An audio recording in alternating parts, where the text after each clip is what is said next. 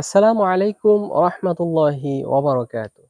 সম্মানিত দর্শক, মসজিদে কয়েল ব্যবহারের বিধান কি? এক ভাই প্রশ্ন করেছেন যে মসজিদে কয়েল ব্যবহারের বিধান কি? এতে মশার উপদ্রব থেকে বাঁচা গেলেও কয়েলের দুর্গন্ধের কারণে অনেকের সমস্যা হয়। এখন আমাদের করণীয় কি?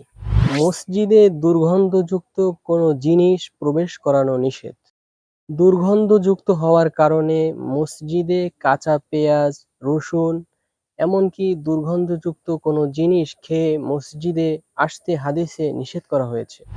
জাবের ইবনে আবদুল্লাহ রাদিয়াল্লাহু তাআলা আনহু বলেন যে আল্লাহ রাসূল সাল্লাল্লাহু আলাইহি ওয়াসাল্লাম দুর্গন্ধযুক্ত পেঁয়াজ এবং রসুন খেয়ে মসজিদে আসতে নিষেধ করেছেন।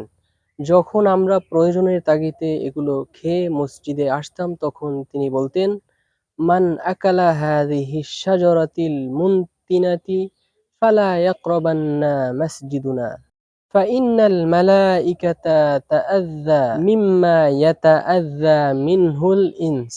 অর্থাৎ, যে এইসব দুর্গন্ধযুক্ত উদ্ভিদ খাবে সে যেন আমাদের মসজিদে না আসে। কেননা মানুষ যেই সমস্ত জিনিসে কষ্ট পায়, ফেরেশতাগণও সেই সমস্ত জিনিসে কষ্ট পায়।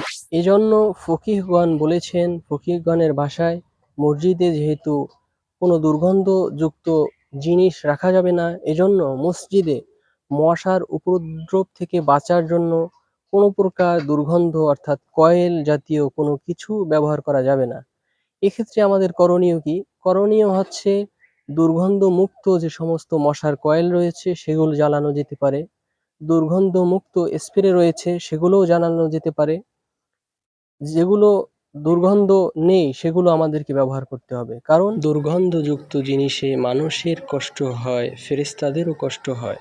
আল্লাহ সুবহানাহু ওয়া তাআলা সকলকে আমল করার তৌফিক দান করুন। আসসালামু আলাইকুম।